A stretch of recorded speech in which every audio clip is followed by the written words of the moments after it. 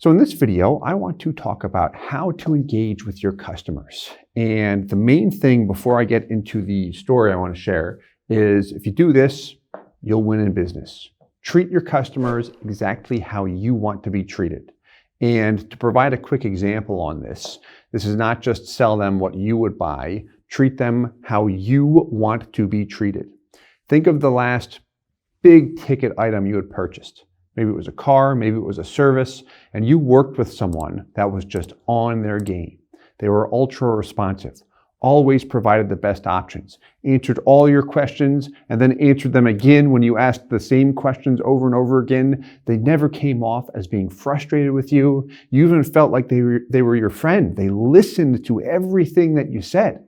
And when you made an inaccurate statement, they didn't correct you in a harsh manner. They commended you, saying, hey, good point that you mentioned there. A little bit of that is true, but here's actually how it works here. And you never felt stupefied, if that's a word. You know what I mean? Nothing like that. The last time you worked with someone like that, emulate that. If you're in business for yourself, if you're in sales for yourself, emulate that in your business and you will do extremely well.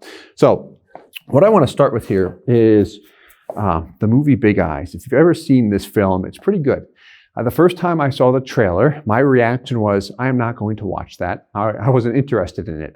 However, Tara, my wife, when we were dating, actually, she had watched it with some of her friends. And then after we got married, she said, hey, this is a good movie. Let's watch it. I'm like, all right, because I wanted to, watch a movie with my wife, and we're watching it. I'm like, oh, this is actually pretty good. I'm enjoying the movie. So anyway, in the movie, there are two star actors. You've got Christoph Waltz and then Amy Adams.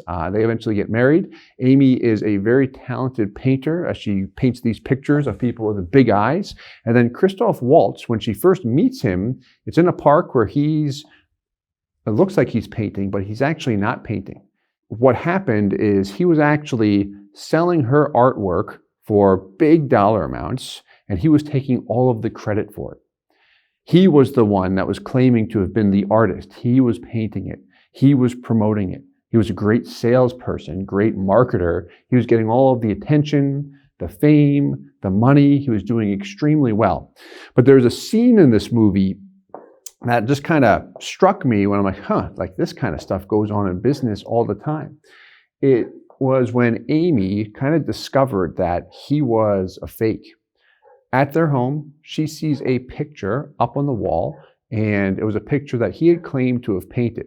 So she goes up, she looks at it, and she notices that there's a signature underneath the painting, and it wasn't his signature. So she goes and confronts him. She asks him, is this your painting here? And he immediately gets very defensive, very emotional. He said something like, I went to the art school of Berlin. I did all of this stuff. He's not answering the question. And if you've ever seen the movie, before that scene, he had done it a number of times. And whenever he got those emotions very high, she would kind of back down and the question was never answered or the situation was never resolved. But in this scene, she's asking him, did you paint this? Are you a fake? He gets very emotional and she goes, just answer the question. And the truth came out. He did not paint that picture. He never painted anything. He was not an artist. So she knows what's going on, and then the story progressed on. Eventually, it all worked out for her. It's actually based on a true story. But how does all that story relate to business? Well, have you ever been in a situation where perhaps you're buying from someone, or you've seen this from other sales professionals, where a question is asked by the consumer? And instead of directly answering that question, this goes on in business and in personal lives, between individuals on a personal matter, a personal standpoint more so, but instead of directly answering the question, high emotions are raised in an effort to avoid the facts and avoid answering questions. This happens so much. I probably see it more so in our industry, being in financial services and life insurance. We design policies for maximum cash value. That is our focus as a company. That's our niche. But the amount of stories I can share whenever a potential client is working with an agent and they ask that agent about the commission, So many times the stories we've heard is an answer is not provided. The agent gets very emotional, even starts to yell at the client, says, that's none of your business. Oh, commissions don't matter. Where'd you hear that from? And it just goes on like this big, long, or this big, huge smoke screen, emotions, instead of answering a question. And the thing is, regardless of what the commission is if anyone does not directly answer a question that you have, what is the thought that goes through your mind? Do they have something to hide? That's what I would think if I'm on the other side of it. So treat them how you want to be treated. There's a reason I wrote that in gold. So treat them how you want to be treated. Directly answer questions. Always be that go-to resource. Avoid, if you're in business, sales, or even marketing, avoid negativity. It will repel people. Avoid complaining about people, especially avoid complaining about your competitors to a client. Here's why. I've heard this from clients before. I make it a point for the past, it's been over 18 months, not even to look at our competitors, don't watch any of their stuff because I don't want any negativity or I don't want to react harshly on my own to something. So I made a choice a while back not to look at any of them. But with this right here, if a competitor complains about another competitor to a client, clients have come to us after the fact and said, if they're complaining about competition, like, what does that mean about me? Are they going to complain about clients or something like that if they question them too much or they do something they don't like? Now, granted, does that actually happen? I don't know. But I know it has happened in the past. I'm not saying everyone's like that.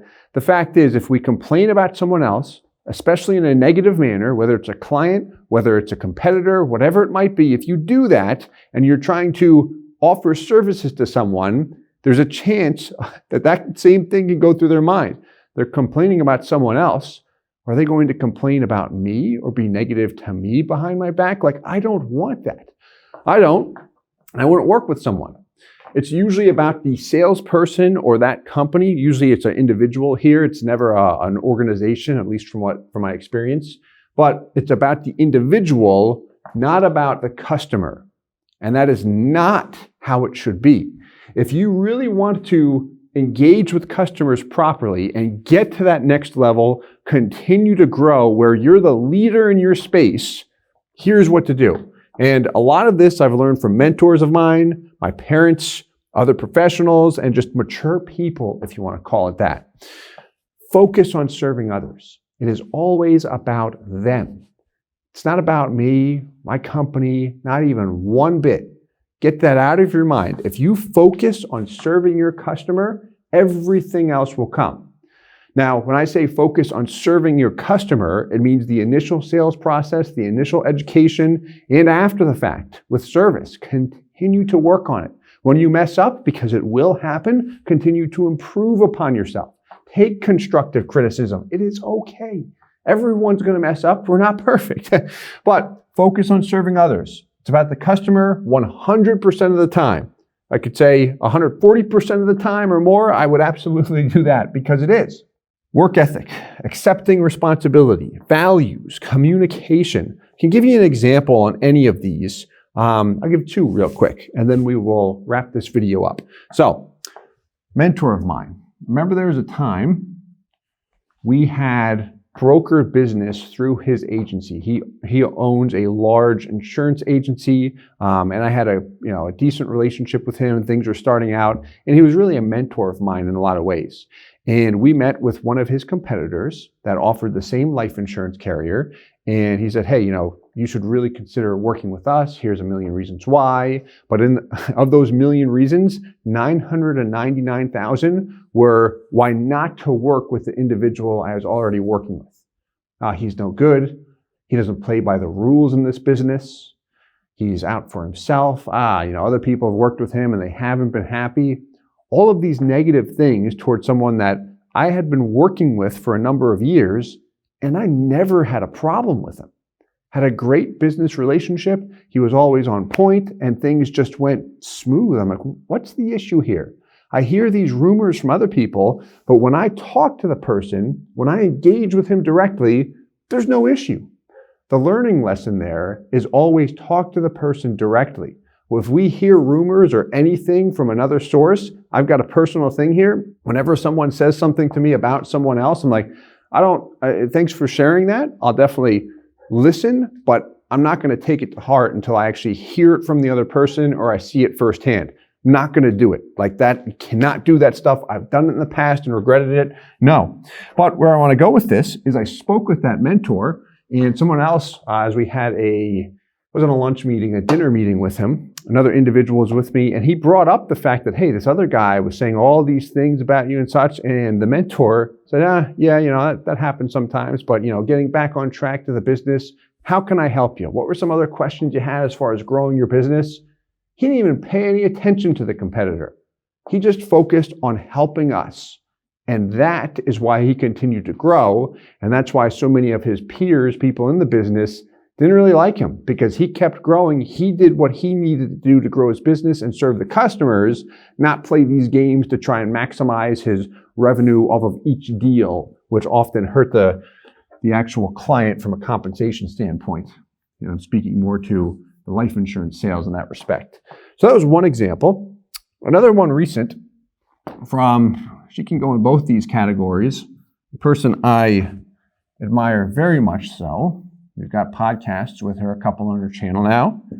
An attorney that I hired. You may know her before I even wrote this. But she has great business skills. So her firm works with people that are ultra wealthy. And she doesn't like that term, ultra wealthy. She's extremely humble. She works with billionaires and such. But there's a time that we had a podcast and I asked her a question. It was about, cash value, collateral loans, lines of credit, and if she sees people, doing something that I thought the answer was yes. And she said no. But what she did here, and it left an impression on me because I always try and do the same thing as well. She goes, no, I don't see that a whole lot, but I do see why you're asking. It is a good idea. I have seen it a couple times in the past. It was something where I'm talking to someone at that next level. And it's a statement where she hears it and she goes, I don't really see that a whole lot, Steve. But she delivered it in a manner that was very tactful, very respectful. You can say allowed me to keep my dignity at that moment as well. And I'm like, wow, I was more impressed with the delivery than the actual context of the answer. Although the context of the answer was very, very valuable as well as we continue to grow over time. And I can continue to learn more. But the point there is she delivered news to someone that they thought they were right and they were wrong to a degree. You've got one of the best tax and estate planning attorneys out there, period, and she knew her stuff. I knew a partial answer to something. She knew it 100%. She did not come and say, you fool, that's not how it works, or anything like that. You let me keep my respect in that sense. So where I'm going with that is something where it left an impression on me is whenever we're engaging with people we work with, try and train our agents on this, and we all mess up at times, but when someone makes a statement or has a wrong understanding and you felt like you've shared exactly how it works, you've gone over the product, the education in the past, and they still don't understand it like you think they should, never get frustrated. Never make them feel dumb, for lack of a better word. Like, don't do that kind of stuff. And here's a way to kind of think of it in a different perspective. Imagine, I'm going to close with this, imagine if you went to a doctor and the doctor tells you, hey, here are your different, blood readings. He goes through all the different medical terms, words, here's the medication, and tells you exactly what you need to do in terms of your diet, medication, the schedule to take those meds, everything. And that's it. And then calls you the next week and says, hey, do you remember all those things that I told you to do? Like, I forgot a couple of them. We should have wrote it down. Well, I'm the doctor. I don't write it down. Like, you should remember, take notes for yourself. If I'm the doctor and I said that to you, what would you think? I'm going to a different doctor. My point there is make it convenient for the client. Always make things easy. Listen to them with everything, right? Let them keep their dignity. If you do that, which is often how we want to be treated so we don't rub someone the wrong way, that is the key on how to engage with your customers and how to truly grow a business and help people where your customers will be extremely satisfied and you will as well.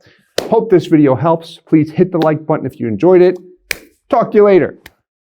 Hey guys, Steve Parisi here. If you enjoyed the content you just saw, please subscribe, like, and hit the notification bell for future videos. If you'd like more information or to see some custom policies for yourself, feel free to call or email our offices at the contact information below.